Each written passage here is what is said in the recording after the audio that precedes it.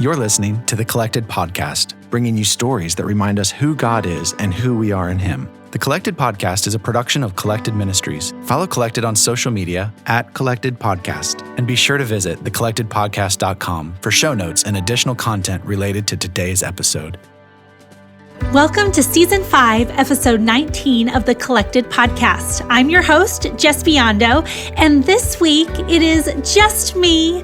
I'm doing a solo episode. I feel like God has given me a message that I wanted to share, and I'm really excited about it. I've had it in the back of my mind for a while, yet this week when I finally sat down to get all the thoughts out on a document and kind of organize it and dig in deeper, I was just blown away by some things that the Lord showed me surrounding this message. So I'm really excited to share it with you today. But before I get into the message, I wanted to give a little life update and announce our new sponsor of the Collected Podcast, which is really exciting. We haven't had a sponsor in literally years, and I'm not going to flood this podcast with ads. We have very generous donors and supporters who allow us to keep the lights on and pay for things we need. But another little revenue stream can't hurt. And so I want to talk a little bit about our sponsor, and then we'll dive into the message. So the new sponsor for the show is Beauty Counter, and I recently became a brand advocate for them because I believe in clean beauty. I have had a lot of health struggles related to autoimmune diseases, issues, sort of diagnosed, it's all a gray area.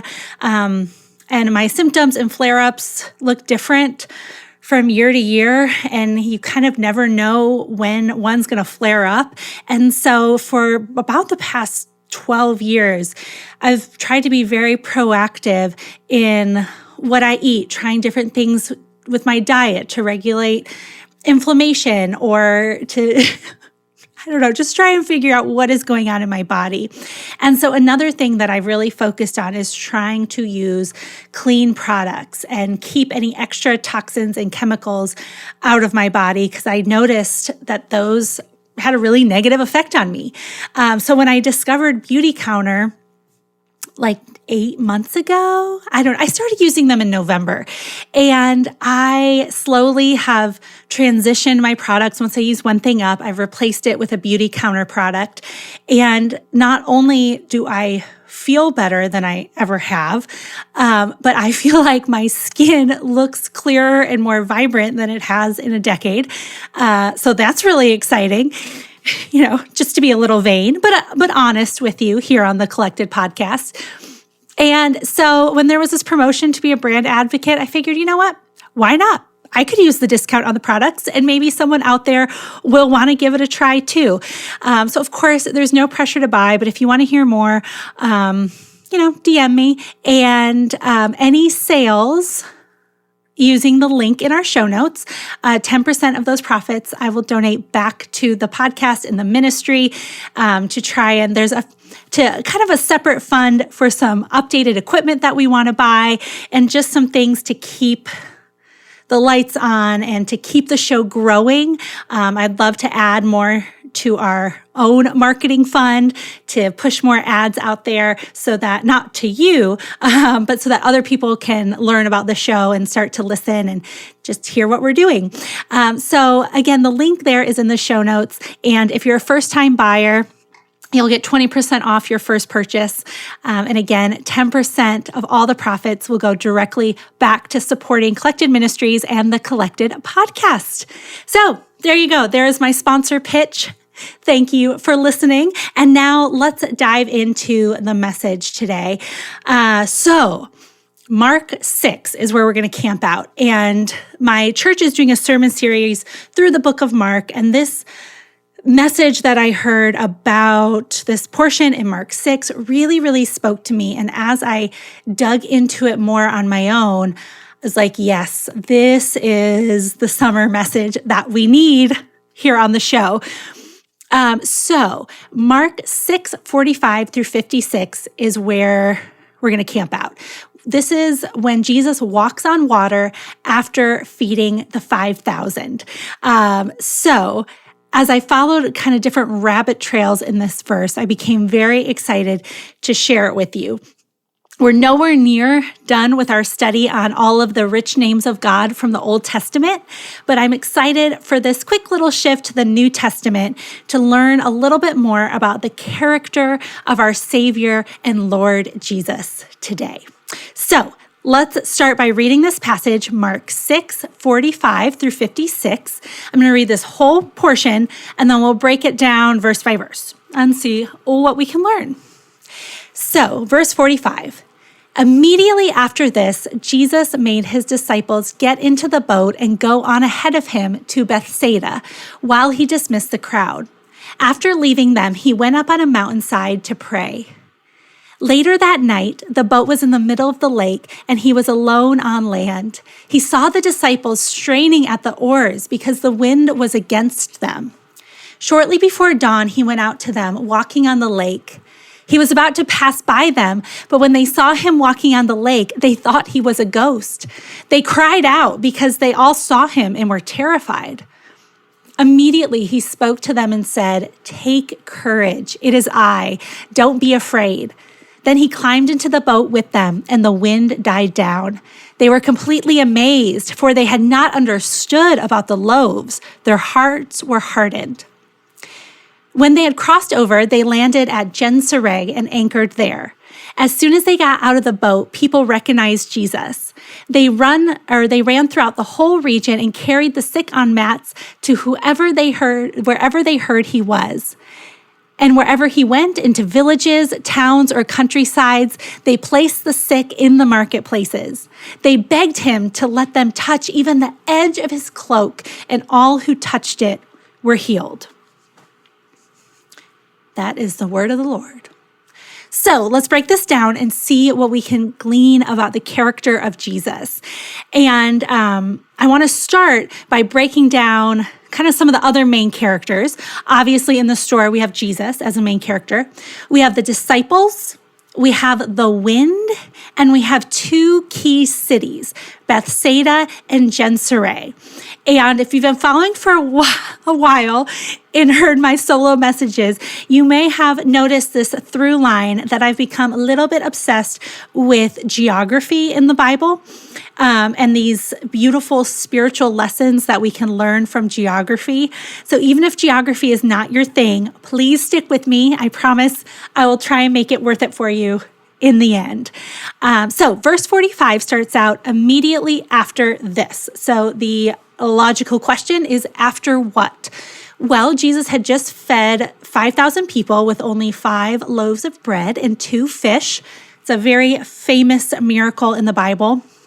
And the disciples had witnessed this with their own eyes. We get to read about it, but they lived through it, and yet I don't think they recognized what was happening, even though they experienced it. So many commentaries that I read tend to believe that the disciples didn't recognize that a miracle had even taken place. There's this notable absence of admiration at the end of the passage that has that feeding of the 5,000 story, which is Mark 6:30 through 44. So the account of the story, usually, you read these stories of the miracles and it ends with something like, "and all who saw it were amazed," or, some recognition of what has happened. And yet that is notably absent in this account of the story. We also read in verse 52 from the passage I just read, it straight out tells us that they did not understand the loaves because their hearts were hardened. So something's going on where they're not recognizing the true power and nature of Christ. So right from the get-go, we can read this story through the lens with the understanding of this idea that the disciples did not yet have an accurate view of who Jesus was and what he was coming to do. So that's going to inform why they respond the way they do and why they don't recognize Jesus as he walks toward them. So back to the passage, the disciples get in the boat. They're headed to Bethsaida without Jesus. So there's our mention of Bethsaida. Keep that location in your brain. We'll come back to something significant about this place later.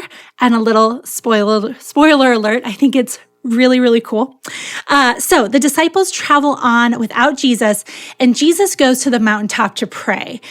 What stands out to me here is that Jesus has been ministering, performing miracles, engaging with crowds all day. He recently, I'm not sure how much time has passed, but shortly before this in Mark, we learn that Jesus learned about the execution of John the Baptist. So in this portion of the story, he must be exhausted, processing, maybe still grieving. Yet we see in his greatest time of need and weariness, he turns to prayer. And not just in this situation, but in all the accounts in the New Testament, Jesus is constantly in his time of need going to prayer. And so here's our first little lesson from Jesus in this story, because I know that I find when I'm weary, wiped out, worn down, the last thing I want to do is find the energy to pray. That feels like it will take too much mental effort, or that feels even more exhausting. Yet I know from past experience that in those moments, even a simple prayer of Lord, help me, or Lord, I need you, or Lord, I'm exhausted, just stating that is the very thing that my soul needs to begin to move toward rest and refreshment. Maybe this just simple prayer of, Lord, I can't keep doing this on my own. I need you. I can't do this, but I know you can. And then it turns into praise. And then the focus shifts from being on me and my problems and my issues and my overwhelm to being on the glory and all-sufficient Savior who's got it all covered anyway. So lesson number 1, even in your moments of weariness, especially in your moments of weariness, go to God in prayer. He's got it covered. He will be there for you. So earlier the same day, back to the story, we read in Mark 6:31, then because so many people were coming and going and they did not even have a chance to eat, he said to them, come with me by yourselves to a quiet place and get some rest. So even with his disciples, he's encouraging them to get away, to rest. And so we see that if you're someone who is toiling or striving and you're feeling weary by the hustle of life, you're always on the go, Jesus is the rest giver. He gives permission and space to lie down in green pastures. We've broken down Psalm 23 on the show. He gives rest to the weary soul. For others, and we see him practicing this and walking this out for himself in this first verse of our passage. So the next part of the story is where things start to get interesting. It's about 3 a.m. Prayer's interesting, of course, but let's keep moving. And so it's 3 a.m. Jesus has been praying for a very long time, and he can see his disciples rowing hard against the wind and the waves. Verse 48 says that the wind was against them. And this wording really struck out to me. Have you ever felt like everything was against you? Even nature itself seems to be pushing you back. Last weekend, John and I went paddleboarding on the Catawba River here in Charlotte, and we were paddling against the current on our way out. And each stroke was a struggle. And if you stop to rest or get a drink of water for even a second, then all the progress you had made, that we had made, was quickly destroyed as the current pulled us back toward where we had started. And I feel like there's someone out there who that really resonates with right now. Is this how your life feels? Like you can't catch a break? If so, I get it. And please stick with me, because I truly believe that God has some encouragement for you in this story today. So Jesus sees the disciples struggling on the boat, and Jesus walks on water with the intention of passing by the disciples. So again, we see his initial intention was not to go and meet them and get in the boat, but he was going to pass by them. This is the same term that was used in the Old Testament in Exodus when God passed by Moses on the mountain and Moses was changed. Just as God was revealing his glory to Moses, Jesus also intended to show the disciples his glory, thus leaving them changed. He's all about our hearts and about our soul change. So he wanted to leave them with this longing for and deeper understanding of the power and the presence of the Messiah. But the disciples didn't recognize Jesus. They thought he was a ghost. So they didn't recognize who he was, and their inaccurate view of who he is, led them to sitting in a place of fear and uncertainty in the storm. The disciples saw Jesus walking on water, but they were still afraid because they expected Jesus to change their circumstances when he is actually coming to change their hearts. So what does Jesus do when he realizes that the disciples missed his glory? They missed the purpose of what he was trying to do. Does he keep walking disappointed in his hard-hearted followers? Did he give up on them when their hearts didn't immediately change? No, of course not. Jesus stopped and he stayed with them. He gets in the boat and his presence stays with them. So now the disciples are no longer enduring the wind and the waves on their own. And today you are not on the waves all alone. Jesus is with you. His presence is with you. He is in the boat, the metaphorical boat with you. And Jesus is all about the condition of our hearts. He may not stop the wind and the waves, but this story reminds us that in the midst of the storm, he is kind and he is present. He will show his glory and he will get in the boat and stay with you. Jesus' main purpose is not to change your circumstance, but to change your heart. And sometimes he will also change your circumstance. But if he doesn't, that doesn't mean he's not there with you. So when Jesus gets into the boat with the disciples, he did also calm the wind. So the circumstance did change, and this shows his unique power and control over nature. One commentary that I read states, wind in the Bible is also positively connected with God's breath and his ultimate authority over the world. In Hebrews, the word for breath, ruha, can also mean wind. God created with his breath, we see in Genesis 2:7. We see the play with these words in Ezekiel 37:9, which says, "Then the Lord said to me, come from the four winds breath and breathe on these people who were killed so that they will live." Specifically, the collected image of the four winds signals the comprehensiveness of God's power. Those four winds being from the four cardinal directions, north, south, east, west. We see in Jeremiah 49, it says, "I'll bring the four winds from the four corners of heaven against Elam and scatter its people in every direction." Revelation 7:1 pictures the angels holding back the four winds of the earth. So all throughout the Bible, we see this wind imagery. And now in the New Testament, Jesus demonstrates control over the wind, which is another example, another bit of proof of his identity as the Son of God. And so if you want to dig into those verses more, I linked the commentary on the blog in those show notes there, so you can go directly to the source that I found that from. So the wind here is very significant to the story because it not only shows the power of the Son of God, but it also changed the direction that the disciples were heading. So here's our little bit of geography. So as we saw at the beginning of the story, the disciples originally set out to travel to Bethsaida, but by the end of the passage, we see that they landed in Gennesaret and began healing people there. So I read this passage many, many times, and it never clicked to me like, oh, wait a second. they ended up in a different place than where they thought they were going in the beginning. So here's the geography lesson I promised. I know you've been waiting with bated breath.